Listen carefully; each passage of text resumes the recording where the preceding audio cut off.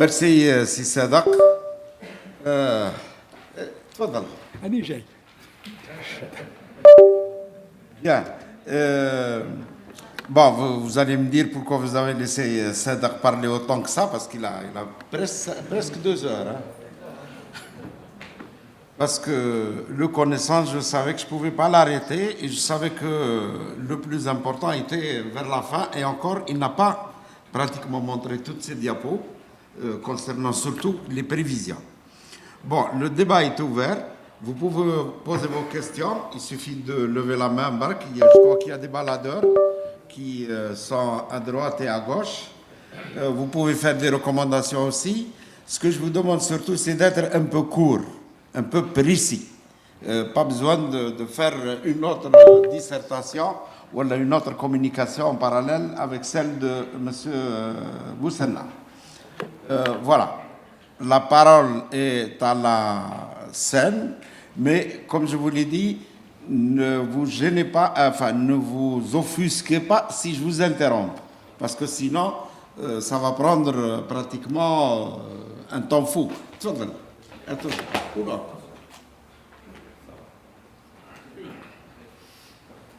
Oui, alors, il y a M. Mekide, je crois, qui veut intervenir en premier.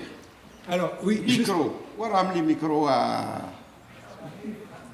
Il y a une phrase encore. Hein. Une phrase. J'ai reçu beaucoup de questions suite à l'invitation que vous avez fait. J'ai reçu beaucoup de questions. J'ai essayé autant que faire se peut, dans les 2 heures, j'ai essayé, je ne les ai pas vu passer. J'ai essayé de prendre en charge ces questions, mais bien entendu, je ne les ai pas prises, je n'ai pas répondu. Il y avait des questions hyper intéressantes, j'en ai reçu vraiment beaucoup de la part de beaucoup d'entre vous qui êtes ici.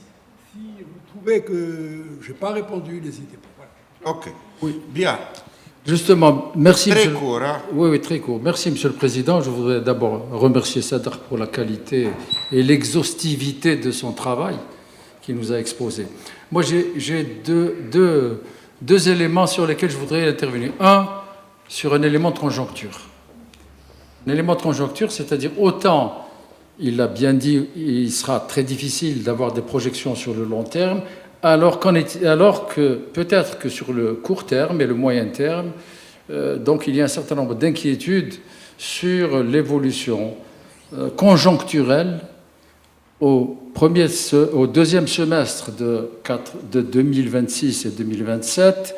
Quel est son sentiment sur l'évolution, sachant qu'il y a les données maintenant, on les a, donc sur un an, sur 2 ans, on les a.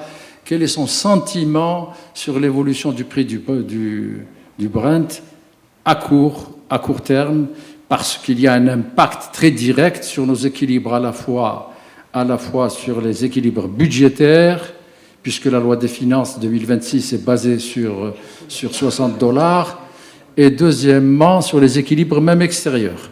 Alors donc ça c'est le premier point. Un autre point, c'est juste un point d'histoire que je voudrais rappeler parce que j'y ai participé. La question, oui. Vous avez posé la question. Non, la première je l'ai posée, donc, mais la deuxième c'est un commentaire. Si tu permets, comme elle est importante ta question, je pense qu'elle. Donc je m'arrête là. On peut reprendre après. Super. Je dirais comme tout le monde, parce que on est moutonnier dans ce domaine-là. J'ai été payé pour ce type de questions. Je suis moutonnier là. On nous annonce, en gros, si je retiens le chiffre le plus commun, 4 millions de barils jour en capacité supplémentaire sur l'année qui vient. Alors là, on peut discuter longtemps sur la véracité des données, mais il y a des capacités supplémentaires. Surtout pour l'Arabie Saoudite, je doute. Mais on balance 4 millions de... Donc, si la demande ne monte pas, et la demande, l'hypothèse la meilleure, c'est celle de l'OPEP. C'est 106,9 millions de barils de jour. Par rapport aux 103, 104 d'aujourd'hui, ça veut dire qu'on a du surplus. Qui dit surplus, dit que ça va peser économiquement sur les cours. Or, le problème, c'est que j'ai pas eu le temps, parce que ça, c'est dommage, hein, j'ai pas eu le temps, parce que j'étais trop long sur l'histoire. Je ne vous ai pas parlé des marchés financiers. Pour ceux qui d'entre vous sont familiers, ils n'apprennent rien, mais c'était le cœur de l'exposé, c'était que les États-Unis dominent le marché pétrolier grâce à leur domination des marchés financiers. Et j'avais un schéma pour vous décrire tout ça, il est là. Donc, je pourrais y revenir tout à l'heure. Et donc, sur les marchés financiers, je ne sais pas quelle sera la réalisation. Si j'étais il y a 20 ans, 25 ans, il y a un peu plus, il y a 30 ans. Si j'étais à 30 ans, je l'étais, de tels chiffres, on m'aurait dit, Ajma'a, les prix vont baisser. Quand on parlait avec un de nos amis du plan, les chiffres, non, ne prenez pas 60, par exemple, prenez 45. Ne mettez la bouche, ça va, on a les fondamentaux, sauf s'il y a un événement géopolitique. Or, aujourd'hui, pourquoi je ne peux pas te répondre, moi? Je vais te répondre sur le mois qui vient. Sur le mois qui vient. Sur l'échéance, vous savez, les marchés financiers, c'est des échéances. 1 mois jusqu'à 72 heures.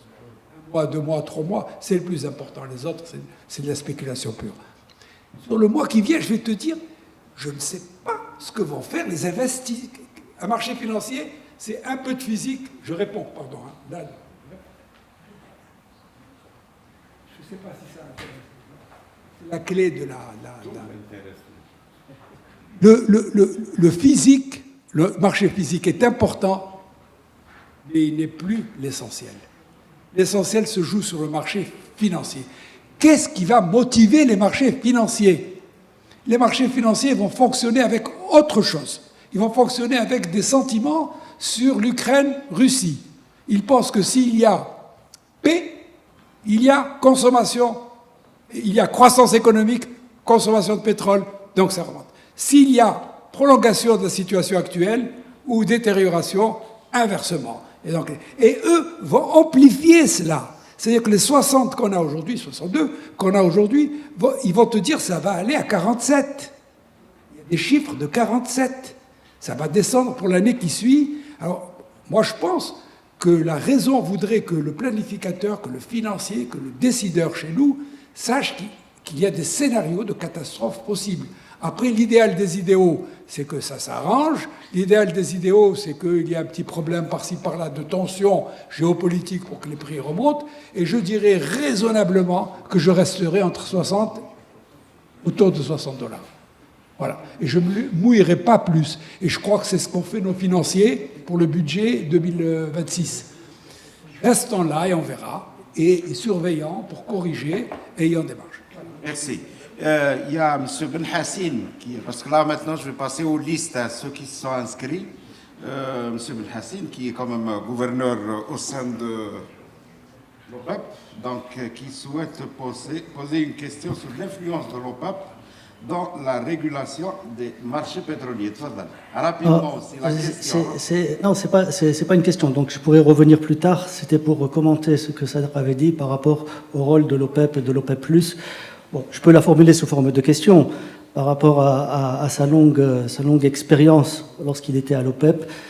Il a été en charge du dossier OPEP. Comment est-ce qu'aujourd'hui il évalue le rôle de l'OPEP+ et son influence sur la régulation des marchés comparativement à ce que l'OPEP effectuait sans la Russie, sans les grands producteurs dans les années 80 et 90?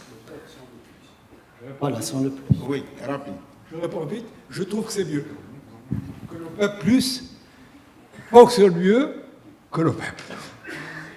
Parce qu'ils vivent d'abord une situation pleine d'incertitudes dans un marché qui s'est complexifié. Et je trouve que j'ai été personnellement très satisfait de la réunion d'Alger de 2016, où il y a eu la création d'OPEP+, et je les ai vus travailler par la suite. Et je trouve que globalement, il y a... Bon, c'est sous la direction de l'Arabie Saoudite, hein. C'est clair et net, mais oui, ça l'a toujours été. Alors moi, je te réponds pas, oui, l'OPEP+, attends, je minimise pas, mais je trouve qu'il y a moins de tiraillements, puisqu'ils se sont mis d'accord plus ou moins. Hier, j'ai appris, avant-hier, on a appris qu'ils allaient revoir la méthode de calcul de la capacité de production. C'est important. La capacité de production a été le cœur de nos batailles. Avec nous, Yazalbeb, Yaïsaoui, au moins, dites-moi, Ali Wartsi, si j'en ai oublié de l'OPEP, là, s'il vous plaît, manifestez-vous. Mais c'est des gens qui ont suivi de tous les jours. Mais couteau qu'on se tirait dessus. Là, maintenant, je trouve que c'est plus souple et finalement plus intelligent. Merci. Dans la même ligne, avant de passer la parole à M. Krissat Abdelaziz, il y avait une autre question aussi qui se posait. Est-ce que tu ne penses pas, mais très rapidement, est-ce que tu ne penses pas que la politique actuelle, justement de l'OPEP, surtout l'OPEP, avec ces petites rallonges de 130 000 barils, etc., ce qui est insignifiant par rapport à la demande mondiale, est-ce qu'ils ne sont pas en train d'aller petit à petit pratiquement vers une politique des quotas et non plus une politique de prix? Et est-ce que cette politique de quotas va durer encore sur une décennie ou 2 décennies ou risque de s'arrêter à n'importe quel moment à cause de l'OPEP+? Parce que l'OPEP+, c'est autre chose. Ce n'est pas le quota. Absolument.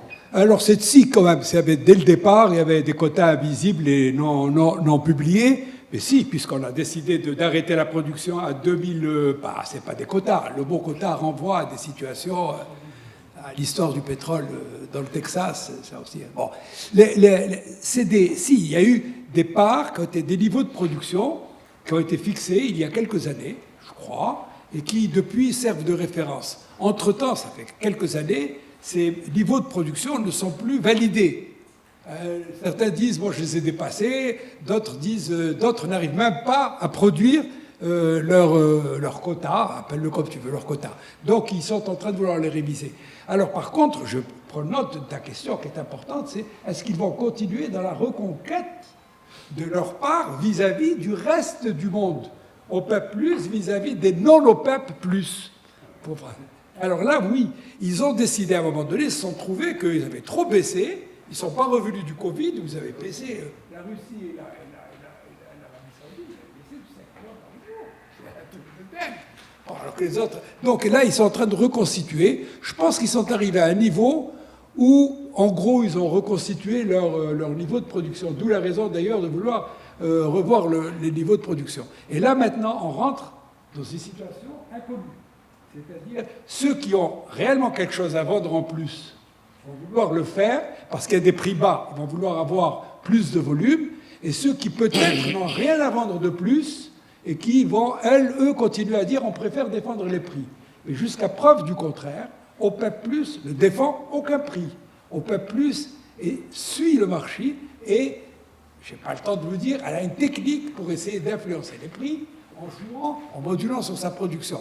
Mais sachant que, et j'ai terminé, ces annonces de 130 000 barils jour, ou moins, et tout, ont plus un effet psychologique, servent plus à des prétextes, notamment chez les spéculateurs, sur les marchés financiers, qui sont des forces puissantes dont je ne vous ai pas parlé.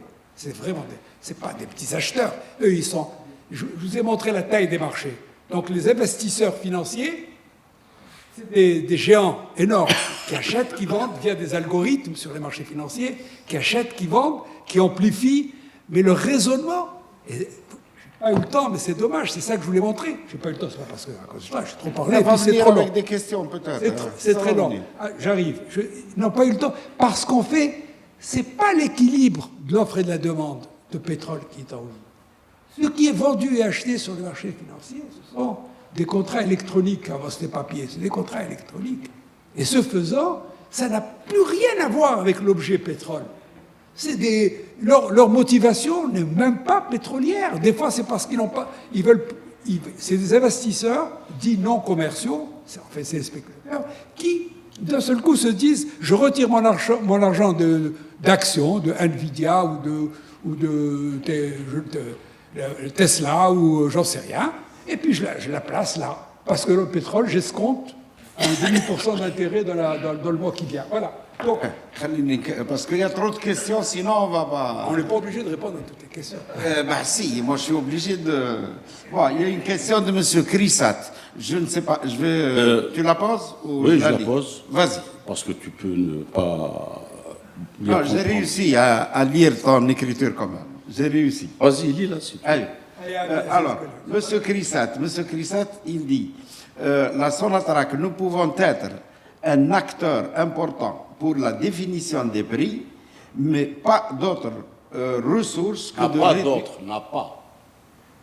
Voilà, n'a pas d'autres ressources que de réduire ses surcoûts et ses coûts. Alors, commentaire. Oui. On parle beaucoup trop, à mon avis, du prix de vente et pas assez du prix de revient. Pour fixer le prix de vente, il faut avoir de grosses réserves et avoir une grosse production, ce qui n'est pas le cas de la Sonatrach. Par contre, la Sonatrach est tenue, comme toutes les sociétés pétrolières dans le monde, de réduire, je dirais, d'abord ses surcoûts, ensuite ses coûts. À titre d'exemple, juste pour illustrer ce que je dis, une journée de forage à Hassim Saoud revient à $100 000 par jour environ à Sonatrach. Donc si vous réalisez le puits avec 30 jours de retard, ça fait $3 millions de surcoût. Voilà. Ok. Est-ce que tu as un commentaire là-dessus ou... Il a totalement raison. Oui. La bataille, c'est dans un de mes... Si je suis pas pressé, je peux même te montrer quelque chose. C'est les NOx, comme la Sonatrach clé.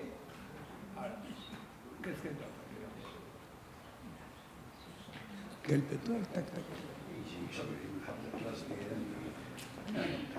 C'est pas grave. C'est un thème qui va continuer à occuper des milliers de gens, des milliers d'heures, des milliers de bouquins. Ah non, on ne va pas répondre à tout. On échange. Et tu as, puis, tu as répondu, tu as dit Aziz a raison. Il a raison. Voilà, c'est une réponse. Je vais passer à la question suivante. Je te jure que je peux, ça m'arrange. C'est compliqué. Eh ben, ok. Sa question est compliquée. Alors, Attends. en attendant, maintenant, Vas-y. tu cherches. Alors, il y a M. Voilà. Krimat. Abnejid, laisse-moi juste te montrer ça. Ah oui, mais c'est mon truc. Ce que je dis, c'est que les NOx, Micro. la Sonatrach, toutes les compagnies dans le monde, dans l'ère à venir, vont être obligées de faire du gain sur les coûts leur priorité numéro 1. Ils vont vouloir baisser les prix, entre guillemets, à tout prix. Et notamment, ils comptent sur l'IA. Vous avez dû savoir que le président d'Aramco dit que grâce à l'IA, il peut doubler la production des puits récupérés. Alors maintenant, Sonatrach. Sonatrach, nous le savons, c'est un secret de Polichinelle. Moi, j'ai quitté Sonatrach, ça fait longtemps, donc je ne peux pas parler des surcoûts, en toute honnêteté, de Sonatrach. Toutefois, je les suppose, comme dans toute compagnie nationale, parce qu'il n'y a pas les mêmes critères de rigueur, on ne renvoie pas les gens, on ne fait pas du cost cutting toute la journée, et tout, et on n'est pas aussi capable de réduire les coûts en appliquant des technologies les plus récentes pour recruter les meilleurs ingénieurs, et tout. D'accord ? Donc, Sonatrach a un gros boulot sur ça.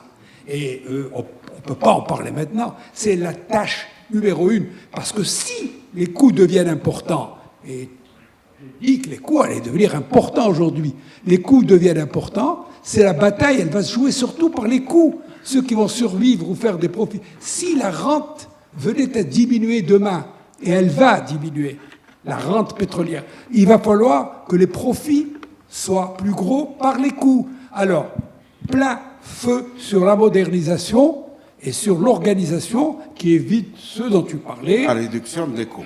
Pour réduire les coûts. Alors, on peut en parler de pourquoi, je ne suis pas le mieux placé, parce que je n'ai pas les données, mais j'agrée totalement. Et au contraire, je dis, la future bataille est dans les coûts. Je n'ai pas eu le temps de parler de l'intelligence artificielle et de son impact sur les coûts.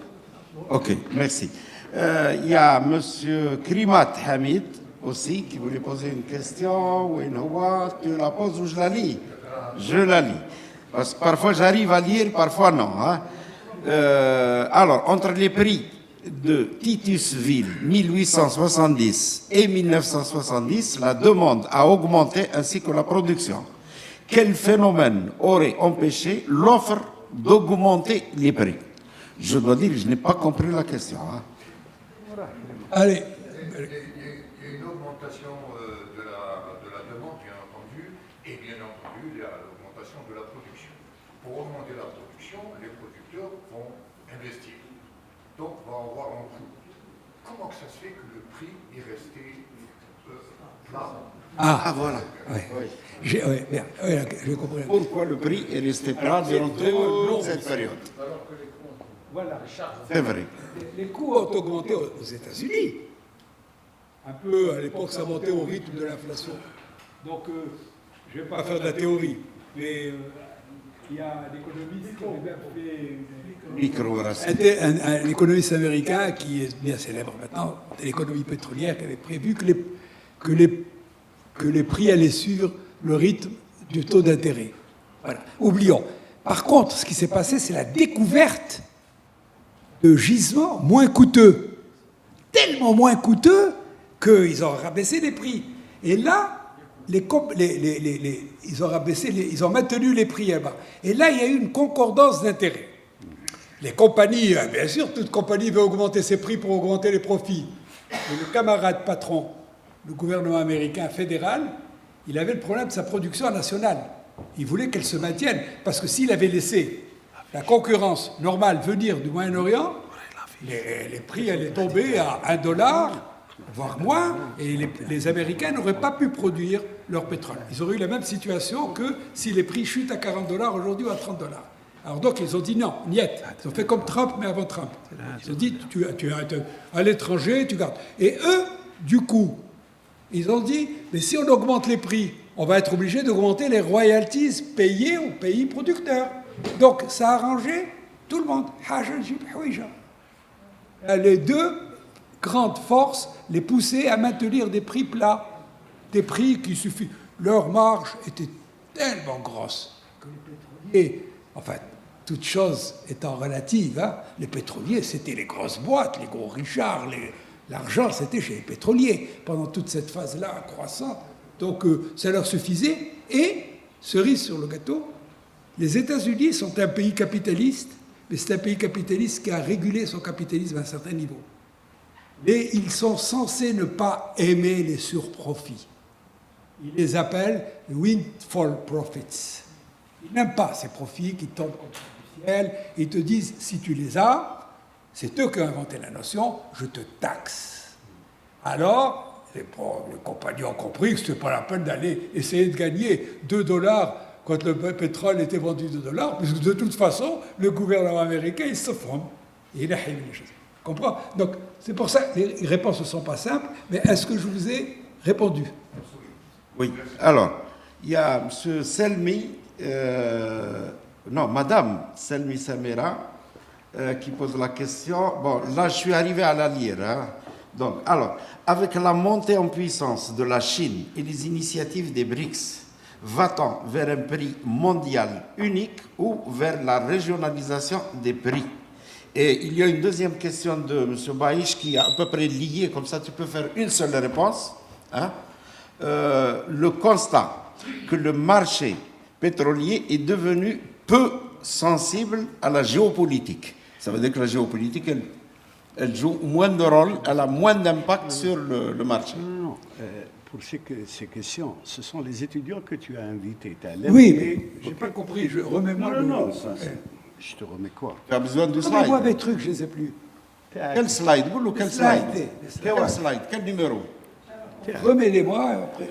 Je ne sais pas les numéros de temps. Dans la présentation, Tao. وين خليته؟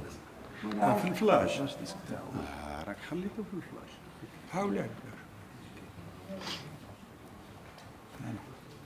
C'est vrai que M. Bousselna a passé, en attendant, a passé beaucoup de temps, pratiquement plus d'une heure, en parlant de l'histoire du prix du pétrole.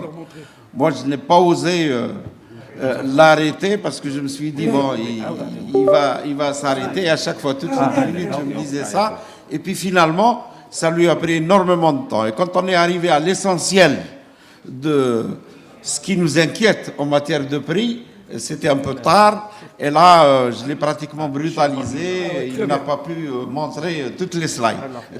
Bon, moi, je suis en train de bavarder en attendant, hein, c'est tout, pour occuper la salle. qu'est-ce que ta question c'est Alors, la question est la suivante. Elle est intéressante. Hein. Avec la montée en puissance de la Chine et les initiatives des BRICS, en fait, la Chine et les BRICS, va-t-on vers un prix mondial unique ou vers la régionalisation des prix? Alors, Et la deuxième qui est liée... Attends, tu m'as fait une thèse d'État, là. Rapidement, mon Là, frère. avec ça, il y a une thèse d'État. Ouais, Ah, mais bon. non. Moi, C'est des étudiants apprenant Exactement. les C'est autres. des thèses de mémoire à mes étudiants, chacun c'est 60 pages. Alors, regardez, madame, c'est une dame qui m'a posé la Vous question. tournez, vous parlez. C'est madame. Très bien, merci. Merci pour la question. J'essaye. J'ai un truc plus bas, il est plus détaillé. Mais on va rester là. Regardez bien que j'ai mis dans un cas, on a un prix unique de référence pour le pétrole, c'est le monde globalisé. Le NYMEX domine. NYMEX domine, hein, c'est pas Londres, c'est NYMEX. Ça, je peux vous expliquer pourquoi. NYMEX domine, il donne un signal, le signal de départ, le prix de référence du Brent ou du WTI. Ils sont corrélés. Et hop, il balance ça. Ce prix est valable dans chaque coin du monde pour tous les bruts. Il y en a 290 aujourd'hui qui sont vendus à travers le monde. Ça veut dire que, hop, là, j'ai besoin de vous montrer ce schéma. Vous allez le voir. Tac, tac, tac. Tu veux retourner? Oui. Voilà, on va voir.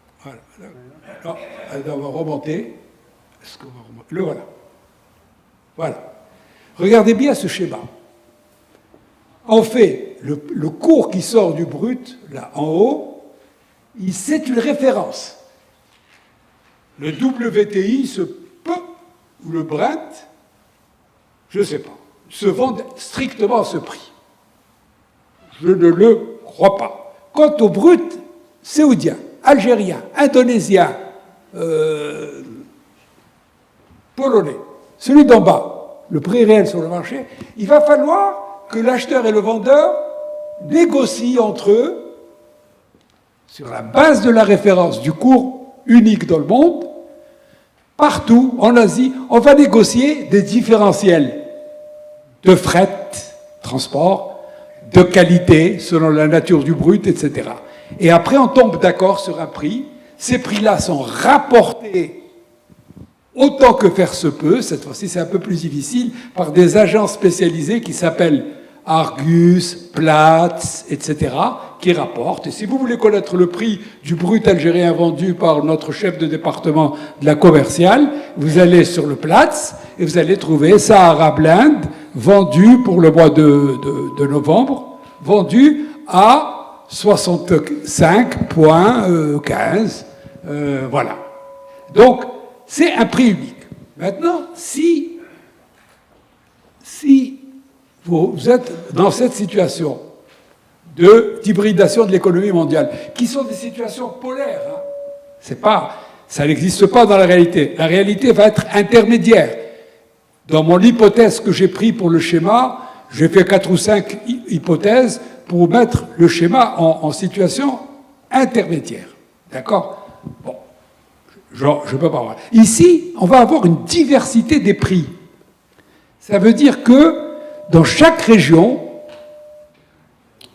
les producteurs de pétrole vont vendre à des acheteurs de pétrole sur des critères sur lesquels je pourrais passer une demi-heure de bavardage, mais dont je n'ai aucune idée précise. Ça va être des critères d'un mélange politico, géopolitico, échanges parallèles, contre-échange, avantages, et tout, et tout, et tout. Quel est le critère qui fait le prix du pétrole entre la Russie aujourd'hui et la Chine? Je ne le connais pas. Je lis que, ce sont mes informations, qu'il est de 8 $ de moins. Je lis qu'il est de 8 $ de moins. Alors ça change de mois en mois. Il serait de 4 $ en moins pour l'Inde.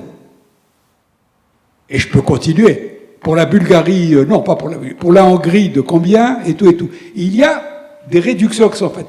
Ce système, aujourd'hui, il est exceptionnel. Ces bruts étaient vendus sur la base des cours de New York et de Londres. ils ont disparu à cause des embargos, des sanctions, et tout, et tout, et tout. Je dis que si la situation venait à perdurer dans ce domaine, et que si la situation se dégradait, on aura de plus en plus de corridors, de marchés parallèles, et on risque d'avoir un système de prix double, voire triple, etc., avec des critères que l'on ne connaît pas. Quelle est la première conséquence sur l'économie? C'est que dans ce deuxième cas, on n'a plus les arbitrages de prix. Donc, apparemment, votre question, vous avez fait de l'économie, et donc vous avez bien... Ah, vous me dites non. Bon. Eh bien, l'arbitrage des prix, c'est ce qui permet au système marchand capitaliste d'aligner les prix. C'est-à-dire que si vous vendez plus cher... C'est-à-dire que je t'arrête. Je suis là. Je vais te dire une chose. Eh oui, parce que tu as raison. Il faut donner la parole aux autres aussi. On ne peut pas rester sur une question. Chauffe, il y a M. Snoussi. Tu as raison. Il y a M. Snoussi Ben Abou qui a posé une question intéressante, mais je n'arrive pas à la lire complètement. Je lui donne la priorité parce que je sais qu'il vient d'Oran. Il est venu d'Oran pour t'écouter. De l'école d'école. Voilà, Ben Abou. Snoussi. Où est-ce qu'il est? C'est mon ami. Ah, il faut lui donner le micro. C'est mon ami. Le professeur Snoussi. Allez, ouais. Et il est membre du club. Hein.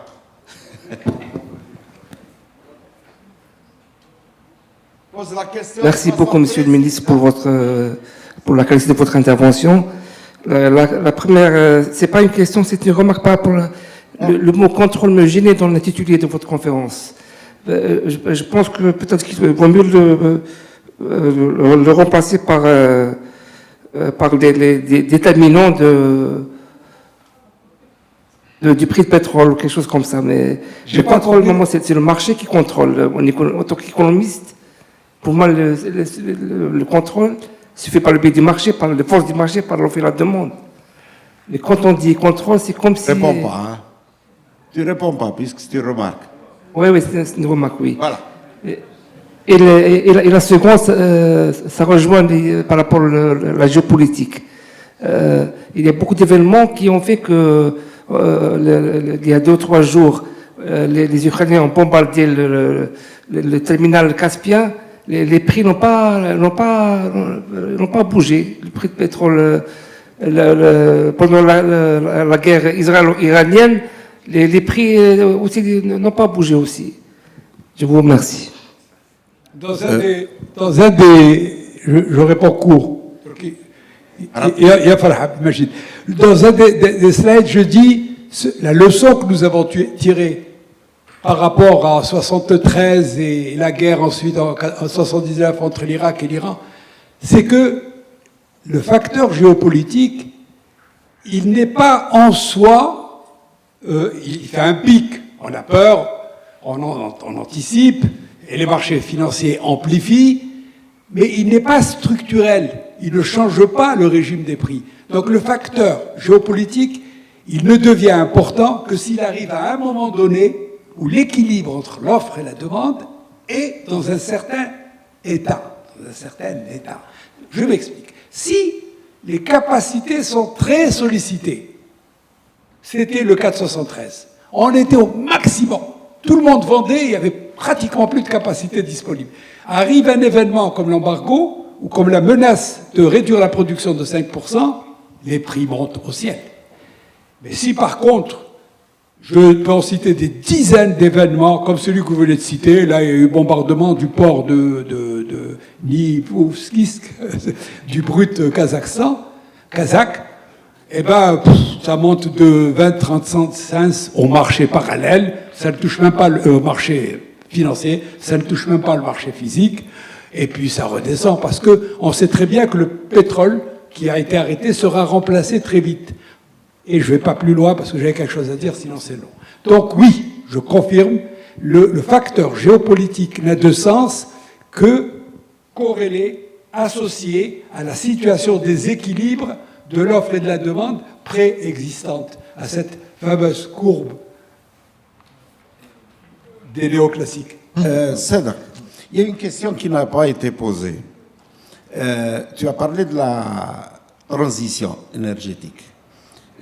Dans mon introduction, j'avais donné des pourcentages. Et j'avais dit qu'à l'horizon 2050, Le pétrole va être en moyenne dans le mix énergétique à raison de 25%, le gaz à raison de 25%, et il y a les énergies renouvelables à 30%, et il y a les autres sources d'énergie, mais elles sont moins.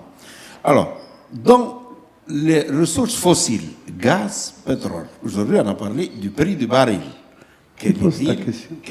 Comment va-t-il? Est-ce qu'il y a un lien?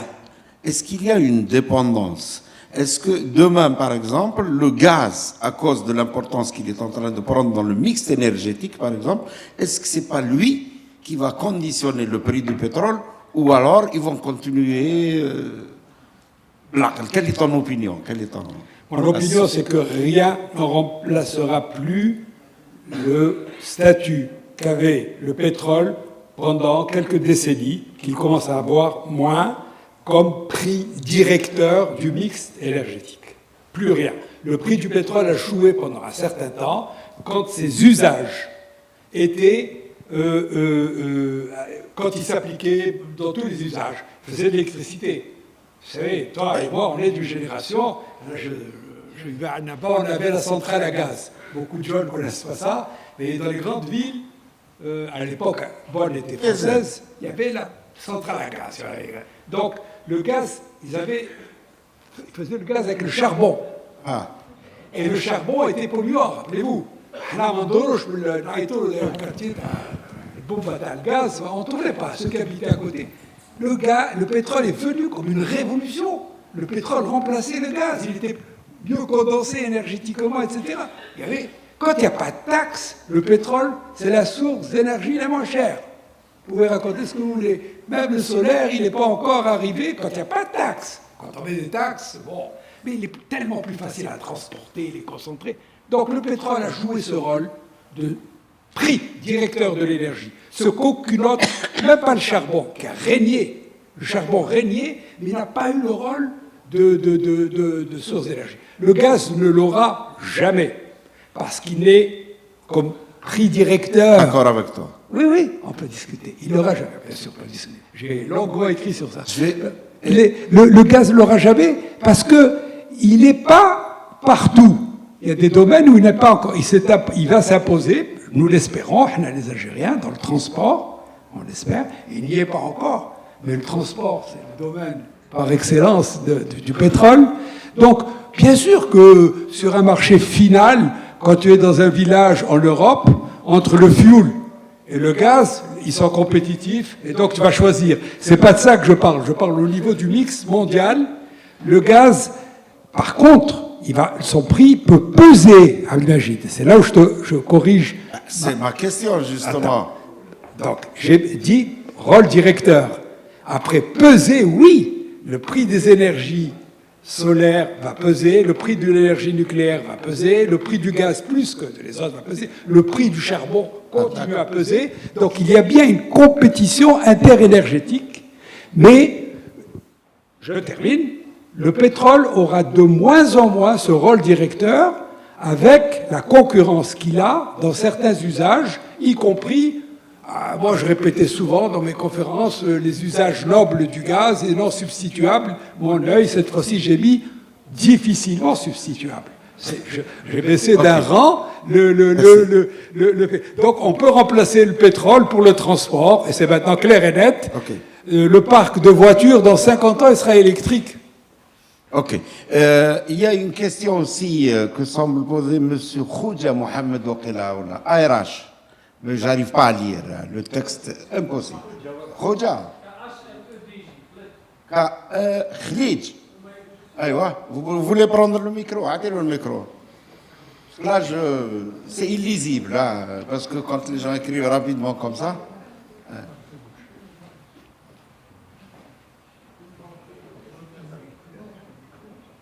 Allez-y.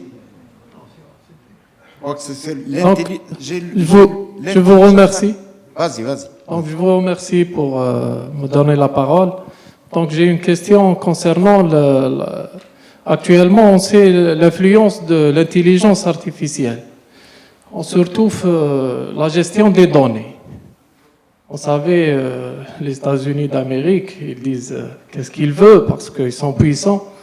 Donc, quel est l'impact de la gestion des données, de l'information sur le prix du pétrole à court et à moyen terme. Les données de quoi? J'avais pas écouté le début. Les données techniques. L'information en ce qui concerne le pétrole. Mais Que ce soit la production ou les réserves ou la commercialisation, ou bien la quantité.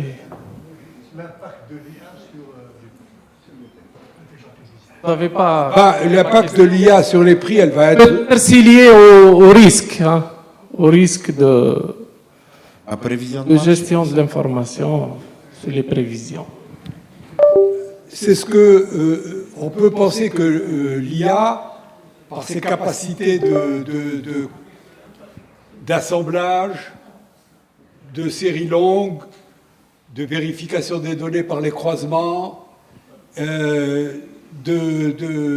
d'algorithmes qui peuvent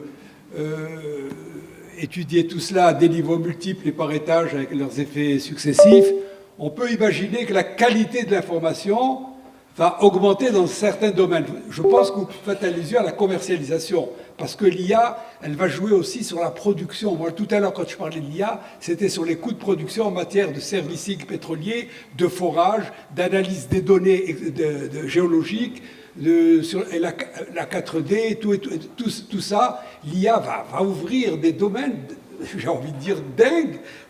On va découvrir plus et mieux et plus vite des poches de réservoirs. On va avoir plus de données sur la qualité du terrain et la manière de les traiter, et le positionnement des puits. Et c'est tout cela, l'IA. Alors, je ne peux pas répondre à votre question, je ne suis pas un spécialiste. Je t'arrête, parce qu'il y a Griffo aussi qui voulait de toute façon intervenir et soit poser une question, soit une recommandation sur les nouvelles technologies, je suppose, y compris l'IA.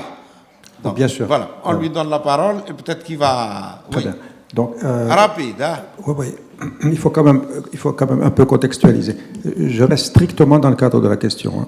Ce que l'on sait aujourd'hui, c'est que l'OPEP, l'offre et la demande, donc l'OPEP travaille sur le marché à court terme. Sur la demande, il y a les données. Donc le peak oil, il est 2028-2035, on peut en discuter, mais c'est quand même l'AIE qui le fait, ça c'est un élément. On est sûr que la volatilité géostratégique, c'est une donnée avec laquelle on doit compter. On sait qu'à l'horizon 2050, il y a Exxon, Shell, Total, Aramco, etc., qui ont fait une stratégie de diversification, stockage de CO2, etc. Bon, et on sait aussi qu'il y a une pression des investisseurs sur les actifs échoués, donc les standard assets, qui privilégient la valeur sur les volumes. Ça, ce sont des données. Et donc, aujourd'hui, il y a clairement une orientation vers short cycle projects. Ça c'est la donnée. Donc, les scénarios, soit c'est business as usual, donc on continue comme si de rien n'était, ou bien on se situe dans une transition accélérée, ou alors on se positionne dans un monde diversifié. La technologie actuelle, elle est là. C'est le hedging principalement, tu en as beaucoup parlé. Donc, les marchés à terme, les options, les algorithmes sont extrêmement puissants aujourd'hui. C'est la technologie actuelle et la flexibilité des actifs. Maintenant, les nouvelles technologies. Les nouvelles technologies, c'est clair, c'est dans les faits aujourd'hui, c'est les digital oil field. Donc, qui a le big data, l'intelligence artificielle et le IoT. C'est l'optimisation de la production, la maintenance prédictive et la diminution des coûts d'exploitation. Mais ça, en réalité, ça vient réduire le coût marginal de l'offre. Ok, alors, merci à Griffo.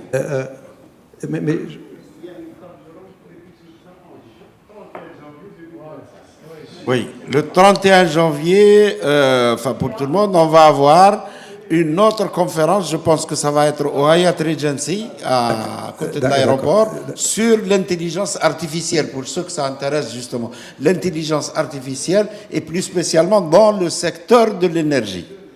Donc, je suppose que c'est d'abord en aval, elle sera modérée par M. Mekidesh Mustafa, ici présent. Non, ça va. Moi, je ne parlais pas de l'IA spécifiquement, simplement, mais allez, Moi, je pensais que tu avais une question précise et là, tu as développé des recommandations. Merci. Bon, ben tant pis, on en parlera avec le café. D'accord, mais en plus, ne sois pas frustré, ce n'est pas mon domaine.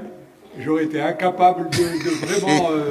je pense que j'assisterai avec plaisir pour m'informer au 31 Alors, janvier. 31 janvier. Chauffe. Je serai à ta place pour répondre des questions. Sadr, voici une question de ton domaine. Une question de M. Chikou Fauzi. Elle est simple, elle est claire. Hein? Il est où? Quels sont... Oui, il est où? Le voilà. Quels sont les critères géopolitiques qui devraient être mis en exergue pour comprendre l'évolution du prix du pétrole? D'accord. Tu les as cités dans ton tableau. Oui, je vais aller vite. Voilà, sur merci. une question qui nécessite là aussi des échanges, parce qu'attention, moi je vous aimais, hein, comme le prix, je vous aimais une opinion, mais après ça se discute. Toutes mes opinions, on est dans le domaine de l'économie et de la géopolitique, c'est discutable. Tout est discutable, ça dépend. Regardez-la avec les yeux, vous la trouverez belle, disait le poète. C'est donc subjectif par définition. Oui, il fut un temps, il y a des périodes, il fut un temps, pas lointain, où l'Arabie Saoudite jouait le rôle central. Et vous savez pourquoi? Parce qu'elle avait d'abord les plus grosses réserves, les moins coûteuses, et puis parce que il y avait des gens qui avaient un peu la main dessus. Les Américains tenaient l'Aramco, ils produisaient, etc. Après, ils sont sortis, mais ils ont gardé les meilleurs contacts du monde. Et c'était donc... Mais je crois que sa force géopolitique à l'Arabie Saoudite, c'est que quand elle a commencé à s'émanciper, qu'elle n'était plus le pays occupé, elle a compris qu'elle avait un outil, une force, un instrument. Et c'est ce qu'on a appelé la spare capacity. C'était sa capacité de production non utilisée. Elle jouait avec ça. Et les statistiques du monde entier suivaient l'Arabie Saoudite en se disant: est-ce qu'elle va utiliser ou non sa capacité? Quand elle l'utilisait, les prix devaient baisser. Quand elle l'utilisait moins, les prix montaient. Parce que c'était le seul endroit au monde où il y avait une capacité en réserve non utilisée délibérément. Et il le faisait pour des raisons stratégiques. Alors, après l'Arabie Saoudite, on a vu, mais est-ce que vous vous rendez compte, je pourrais vous parler pendant un quart d'heure de la situation étonnante. Moi, je vous dis la vérité, je n'ai plus tellement envie d'écrire. Mais voilà un article. Mais vous vous rendez compte que l'Occident a mis en embargo la deuxième puissance du monde, qui possède des moyens de destruction thermonucléaire, qui était le deuxième producteur du monde, le deuxième exportateur du monde. Ils les ont mis en embargo. Ils ont supprimé. J'ai ici la courbe. En embargo. La Russie est en embargo. La Russie n'arrive même pas à transporter en sécurité son pétrole, dit-on, dans des bateaux fantômes. C'est pas vrai, c'est pas des bateaux fantômes, c'est des bateaux non enregistrés chez Lloyds et tout. Bon.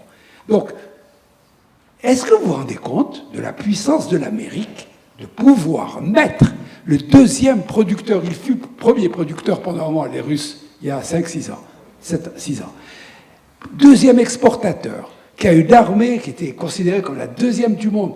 Ils sont sous embargo, ils sont obligés de vendre en cachette par des corridors quasi...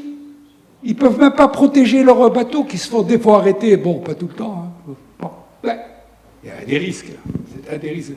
Oui, donc le facteur de pays géopolitique important, même l'Arabie Saoudite, quand il y a eu l'attaque des drones en 2019, des drones Houthi sur l'Arabie Saoudite, le prix est monté de $2 ou $3, il est redescendu. Pourquoi? Parce qu'il y avait du pétrole de partout.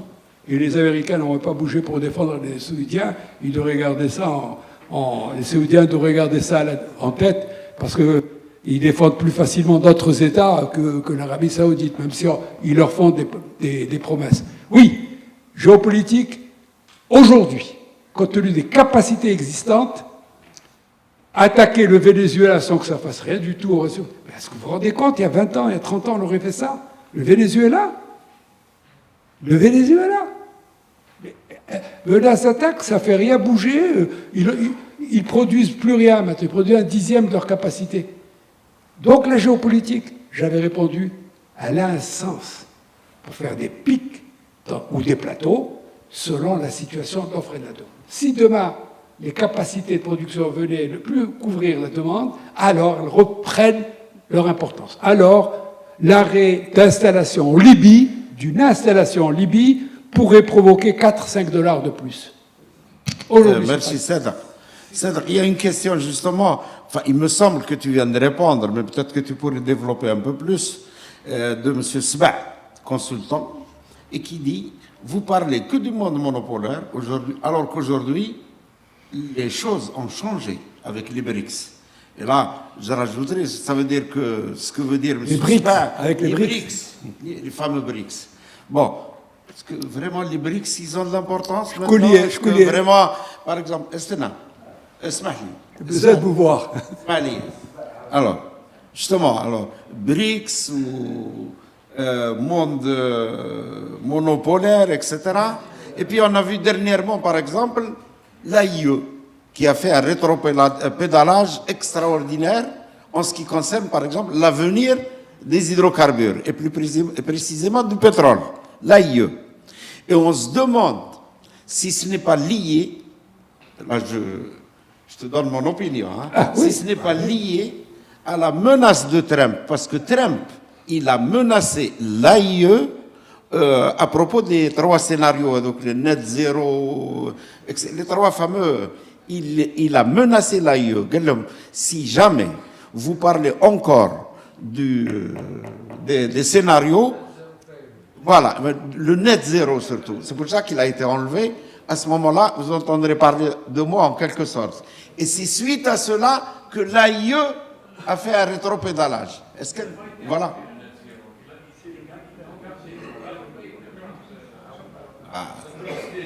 Elle a raison. Vous êtes J'en ai M. parlé Sba. tout- Vous êtes M. Sba. Ah oui. Non, c'est pas la même question. Pardonne-moi, il y a un petit Voilà. distinguo. Non, parce que c'est lié, c'est pour ça Oui, que lié. j'essaie de lier Alors, comme ça je pour, vais vite. pour Non, permettre- c'est ce que j'essaye de vous expliquer. Les BRICS ne constituent pas encore un ensemble homogène, capable d'avoir un marché à lui, avec des règles à lui, etc. C'est un début de commencement de quelque chose qui titille le système financier global. Mais on ne sait pas jusqu'à quel point. Et vous me donnez une occasion de dire quelque chose qui est une interrogation et qui n'est pas une affirmation. Et je voudrais bien discuter avec des gens pour savoir s'ils ont d'autres convictions. Les gens disent que la Chine est une alternative systémique à l'Amérique. Moi, je ne sais pas. La Chine n'a pas encore un modèle complet, homogène, systémique. Un modèle. À part de dire je ne me mêle pas de politique intérieure, je suis prêt à vous donner un prêt sans regarder, etc., etc. Enfin, en s'accrochant quand même aux critères du FMI et de la Banque mondiale. Oublions. Mais la Chine, ce n'est pas encore un système. Le seul système aujourd'hui qui est vivant, qui marche, qui est dominateur et qui vous laisse aucun choix,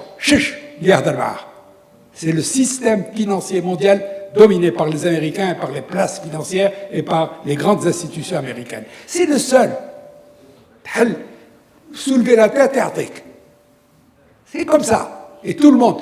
Le seul qui aujourd'hui, un tout petit peu, essaie de discuter avec lui, c'est la Chine, parce qu'elle a des moyens potentiels et les Américains en ont peur. Mais sinon, ni le Japon, ni l'Europe.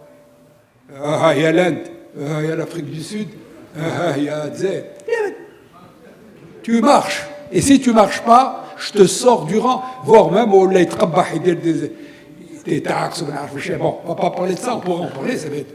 Donc non, il n'y a pas aujourd'hui, j'en ai parlé d'une manière polaire. Si demain, que les BRICS ne soient pas uniquement un accord politique, qu'ils fassent une banque, qu'ils fassent des zones commerciales avec des normes nouvelles dans le domaine des télécommunications, des satellites, des databanks, des systèmes tous les systèmes électroniques, qu'ils commencent à avoir des systèmes de paiement différents du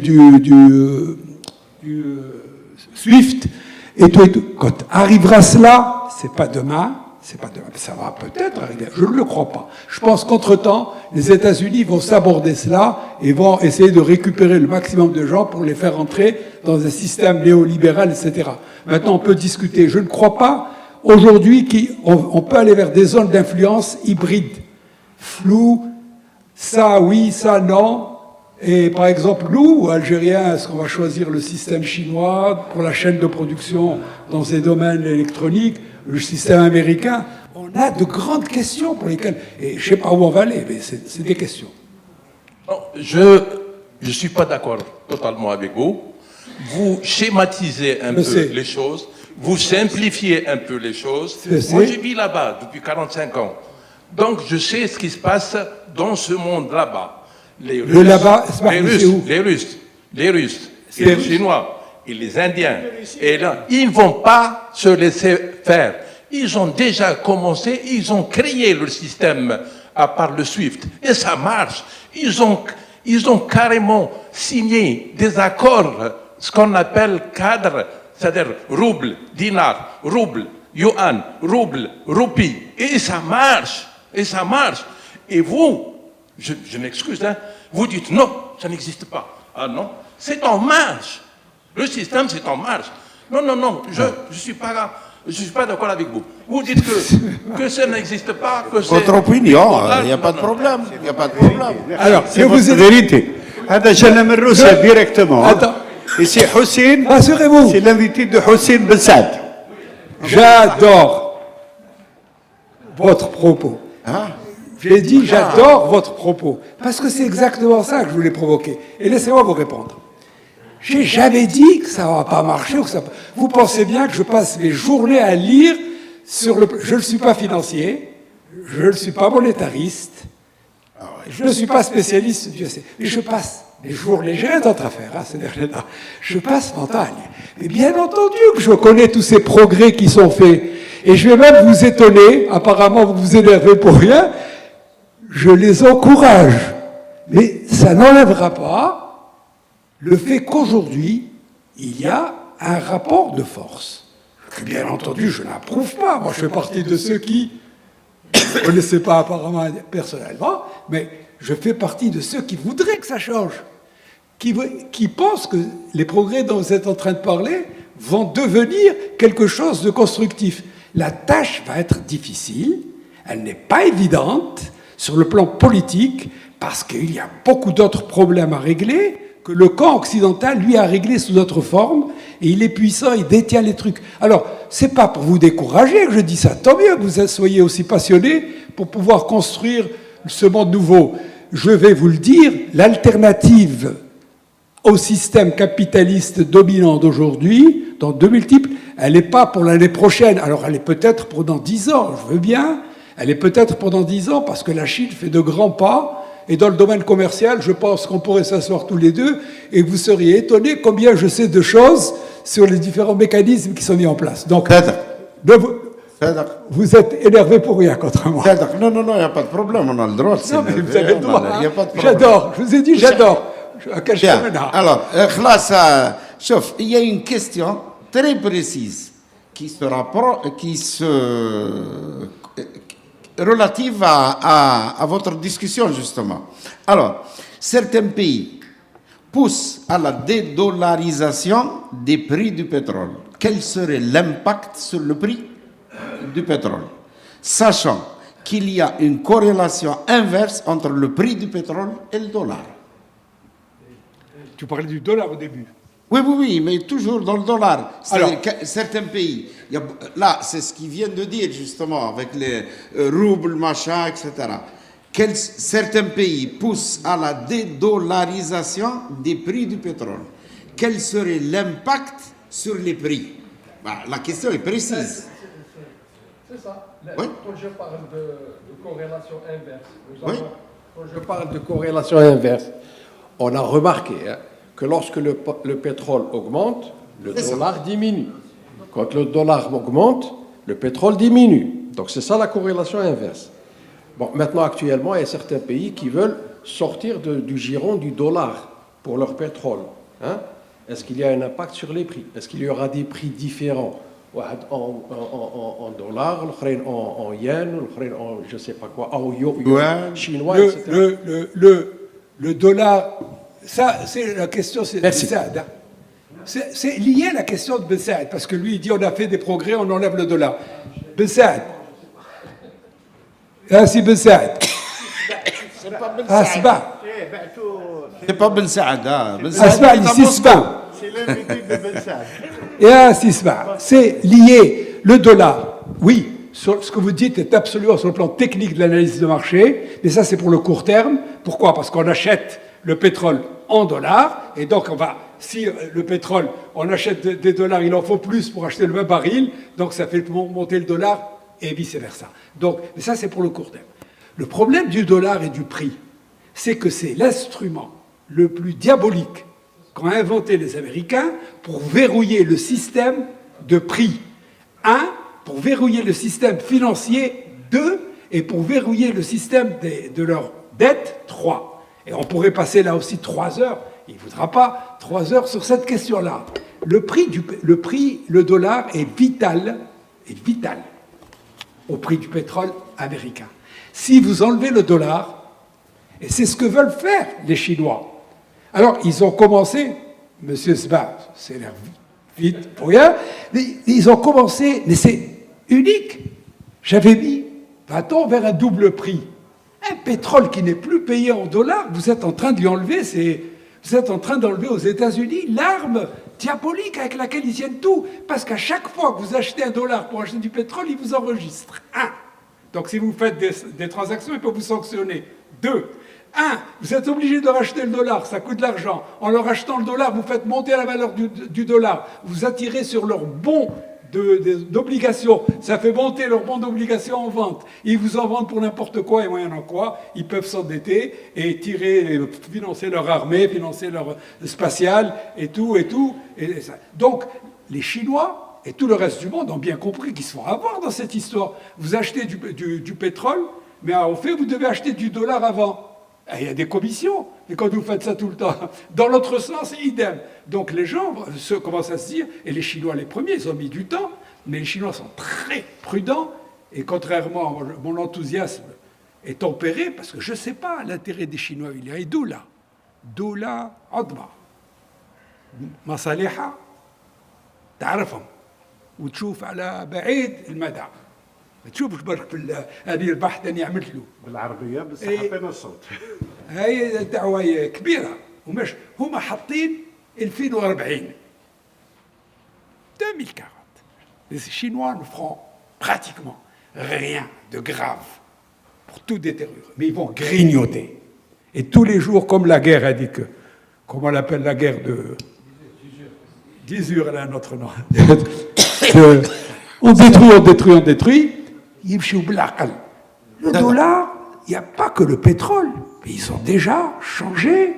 J'ai lu le chiffre de 45% de leur commerce est fait avec du yuan. Alors on a le problème. On a le problème, c'est qu'ils ne veulent pas mettre le yuan. Ils auraient pu le mettre tout de suite, en tant que monnaie. Mais pour des raisons sur lesquelles jamais il me laissera le temps de donner mon point de vue, ils ne veulent pas mettre le yuan tout de suite. Parce que s'ils mettent le yuan, ça risque de jouer contre eux. Alors ils le font avec les pays africains par des échanges de trucs. Mais c'est ce monde qui change. C'est pour ça que je dis qu'il y a un deuxième pôle possible et qu'il y a un premier pôle possible où la Chine joue le jeu avec les Américains. Les Américains, ils disent, venez avec nous, vous doutez que les Chinois ما يخصموش انا ما عادش نعرف بكري كنا لي كونسوسياليست حبابنا on était sur les mêmes causes et tout دول كل واحد قاعد يشبت من روحه يا اخويا الروس وحنا les Chinois ما زلنا شويه معاهم on a le secteur d'État et tout les Russes ils ont même plus le secteur d'État ils s'en fichent demain vous les relâchez les Sadr, s'il te plaît. Voilà. S'il te plaît, puisque tu viens de parler des pays africains, ça c'est ma question, hein. Donc et comme tu le sais, il y a en Afrique, il y a de nouvelles capacités de production quand même assez importantes, surtout en Afrique de l'Ouest, hein, notamment en gaz surtout. On vient de parler du gaz et on a dit ça peut influencer le prix du pétrole. Oui. Donc il va y avoir de nouvelles capacités. Alors, en ce qui concerne les pays exportateurs, notamment par exemple l'Algérie. L'Algérie, aujourd'hui, bon, le pétrole, il y a une exportation stable autour d'1 million de barils. Mais si demain on développe le gaz de schiste, par exemple, on peut voir notre production augmenter de façon très, très sensible. Bon, ça ne se fera pas en 5 ans, là. Ça se fera peut-être en gaz de schiste. Si l'Algérie demain développe son gaz de schiste, et elle va le faire. De toute façon, on voit à travers tous les signes, on le voit, on y va pratiquement de façon certaine. La question, Président. Oui, merci. Oui. Alors, la question est la suivante. Quels sont les mécanismes, quelles sont les positions qui devraient permettre aux pays africains exportateurs de nouvelles capacités de résister à la volatilité actuelle des prix sur le moyen et, je dirais, sur le moyen et long terme? Les pays africains? Oui, les pays africains. Aucune. Merci. Ça veut dire c'est le marché qui va les... Enfin, le marché avec les gros acteurs, parce que le marché ne tombe pas du ciel, avec les gros acteurs, leur stratégie et leur poids. Et les gros acteurs... Moi, ma question est, même la Russie, et à Madrak, moi je fais partie d'une génération, M. Sva, pour moi la Russie c'était la puissance égale aux États-Unis. Hein, je viens d'une génération où les analyses se faisaient en coexistence entre deux puissances. Même la Russie, j'aurais jamais pensé, je vous jure, avant l'intervention en Ukraine, moi je me disais, à l'époque, je donne plus de conférences, hein, je suis habité, je donne pas. Ça, aucun intérêt. J'ai donné 1 ou 2 fois à 2 ou 3 trucs en dehors de mes amis ici. Bon, la Russie, si vous m'aviez posé la question à 5 ans, avant l'Ukraine, je vous aurais dit, je connais même pas pour le russe. تقول ولا والله يشعل فيك النار جيت تخوف الروس تقول ما تديش البترول à telle ville. Eh ben oui, j'assiste à cela. Et parce que j'anticipais votre réponse, il va m'en vouloir. Votre question, regardez. Je vais vous montrer quelque chose. Regardez. Écrit par un Américain. Est-ce qu'elle est où? Ah, elle est où? Là, voilà. Je l'ai traduite, je l'ai fait traduire. Et je l'ai pris du Platz, qu'importe, du pays d'Avion. Lisez-la, monsieur Sva. Lisez-la.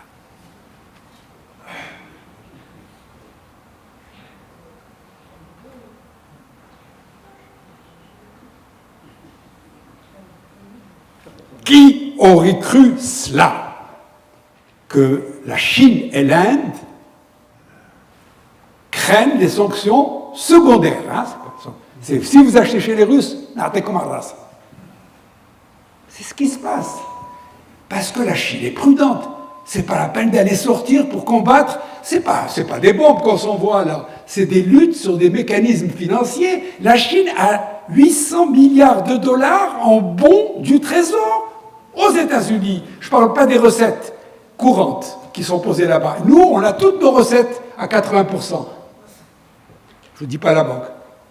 C'est à la durée. Bon, vous savez, ils viennent de saisir les fonds, ils veulent les utiliser. Non seulement ils les ont saisis, ils les menacent de les utiliser. Ils sont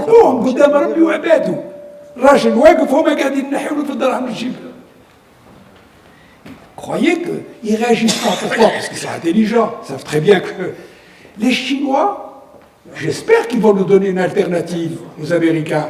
Mais je garde, personnellement, en tant qu'Algérien, je garde mes intérêts droits, en voyant toujours, tant que je gagne avec eux, je gagne avec eux. J'ai dit à 2 hommes, et ce n'est pas d'opportunisme simple, c'est de l'opportunisme stratégique. Ça ne veut pas dire que mes principes ne restent pas. Parce que regardez, on est dans un monde où les principes sont souvent mis de côté. Et on a tellement d'exemples autour de nous ces dernières semaines, ces derniers mois, avec ces conflits partout, sur des questions multiples, que les gens, parfois, mettent. Ils ont d'autres expressions. Les Chinois, je ne dis pas, mais c'est dans les BRICS ne sont pas encore une réalité, sont une réalité parcellaire, corridor de change, système de paiement qui est en train d'avancer. Je peux vous en parler. Je ne suis pas monétariste, hein, mais je l'ai lu parce que ça m'intéresse. Et financement, c'est par exemple la banque des BRICS qui va se mettre en place. Vous pariez, Rabbi Khalina Hayyin. Ils appliqueront les mêmes règles de conditions de prêt que la Banque mondiale. Sauf qu'ils ne mettront pas les aspects politiques, qu'ils ne mettront peut-être pas certains aspects climatiques comme étant une contrainte. Mais sur le reste, être sûr qu'on soit remboursé, etc., c'est rien. Les conditions, les taux d'intérêt seront alignés à quoi? Au monde financier qui domine. Parce que vous n'allez pas faire un taux d'intérêt au Ghana, alors que le taux d'intérêt du Libor est à... Oui, Sadr, je t'interromps. C'est lu, c'est clair, c'est... Est-ce que j'ai répondu à votre question? Il y a une dernière question. Il y a une dernière question. Sadr, tu m'écoutes? Ah oui, oui. Alors, chauffe. Une dernière question de M. Chergui. Pour le GNL, le port de Pirée, en Grèce, c'est-à-dire en Méditerranée, est au cœur d'une bataille entre la Chine et les USA, qui veulent le récupérer afin de pouvoir inonder l'Europe et perturber le système énergétique, ce qui explique que le poids de l'influence du pétrole va s'estomper au profit du gaz GNL. Cette perspective est-elle réalisable? Que le pétrole tremble n'est pas dans des zones données, dans des zones données, dans des régions données, sur des marchés précis, comme je l'ai dit. Dans le village en Allemagne où il y a le pétrole contre fuel, gaz contre fuel, il y a un problème. Et il se peut que dans cette région que je connais, puisque j'étais avec une grosse délégation dans les années 80, 83, 84, pour essayer de vendre du gaz à la Grèce avant la Turquie. Finalement, on a vendu à la Turquie avant. Bon, il y a un couloir. C'est un couloir. Alors, effectivement, ça peut, si vous amenez du GNL, ça peut remplacer des usages de pétrole. Moi, je ne crois pas que le pétrole de demain est réellement concurrencé par le gaz, parce qu'il va aller se retrancher dans son sanctuaire, un sanctuaire où ses usages sont pas facilement substituables. Pour le chauffage, on va chauffer de moins en moins en fioul. On fait déjà plus d'électricité avec des fioul. Et puis, bon, les voitures, bon, ben, demain, ouais, et tout. Et ça va avancer. Donc la part du pétrole va reculer dans certaines zones, mais, et c'est là le piège, au niveau mondial, il y a les pays en voie de développement. Et les pays en voie de développement arrivent. كل واحد يحب يزور خالته والاخر عمه والاخر يحب طوموبيل والاخر يحب طياره والاخر يحب هك يا الناس بايتين باش يشوفوا et puis en plus le pétrole تحطه في بيدون وتروح دير l'électricité avec ton moteur quelque part même l'électricité solaire elle n'est pas toujours aussi pratique. Donc le pétrole de demain, la partie incrémentale de la demande de pétrole à venir, elle va venir des pays du tiers-monde, des pays émergents. Et là, il y a un marché immense. Et pour terminer, au niveau de l'international climatique, auquel nous souhaitons du succès, ils ne veulent pas encore tenir compte de ça. C'est que la grosse demande d'énergie, elle va venir des pays émergents. C'est les 3/4 de l'humanité. Ils veulent tous avoir des transports, peut-être pas une voiture, mais des transports en bus. Ils veulent manger, ils veulent acheter, déplacer, etc. Et ça, c'est du pétrole, secondairement du gaz, pour faire... Merci, Sadr. Une dernière question, mais très simple. Hein. Sauf s'il y a quelqu'un qui veut parler encore. Dis-moi, si tu avais le choix, si on te demandait, on te propose d'investir un peu d'argent, au cas où tu en as, hein, dans l'industrie du gaz ou bien dans l'industrie du pétrole. Aujourd'hui, considérant tout ce que tu viens de dire, considérant les perspectives d'avenir que tu viens de décrire, où est-ce que tu mettrais ton argent? Eh bien, je vais te répondre très vite et très simplement. Eh oui, c'est ça que j'attends. J'ai un peu d'épargne. Je vais te répondre, mais je ne l'ai pas fait. Je vais te répondre très vite et très simplement. Ben, j'investirai dans de l'or.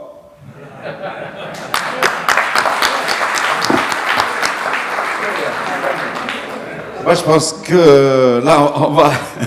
C'est bien terminé comme ça. Hein. Il est monté. Monsieur le président du club énergie, pour clôturer la galbe, moi aussi, j'avais des difficultés pour diriger les débats parce que je suis grippé. C'est très bien. C'est bien tu nous as fait le bon aménagé. Voilà, je me suis dopé avant de venir avec plein de médicaments. Merci, ça. Voilà, j'ai des difficultés. Comment ça? Je passe là.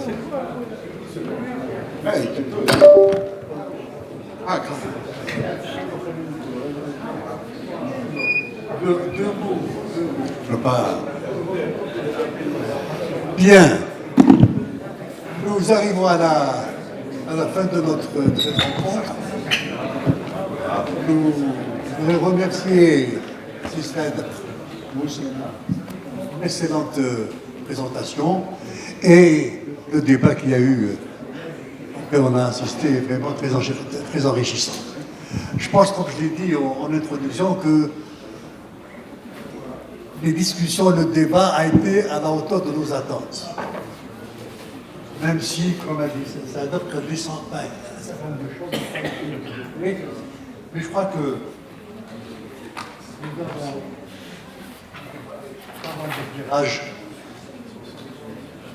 Je ne vais pas m'arrêter là en vous disant qu'il y a eu collation. Collation juste après.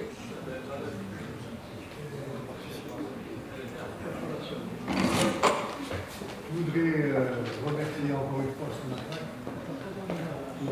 d'avoir été donc le sponsor de la rencontre et vous tous d'avoir répondu à notre invitation et avez animé ce débat extrêmement intéressant. Nous vous donnons rendez-vous le 31 janvier pour une conférence sur l'intelligence artificielle. De table ronde, oui. Table ronde sur l'IA, où on aura 3 éminents spécialistes, dont 2 de l'étranger. Et nous espérons vous voir aussi nombreux lors de cette conférence. Ceci dit, à la collation.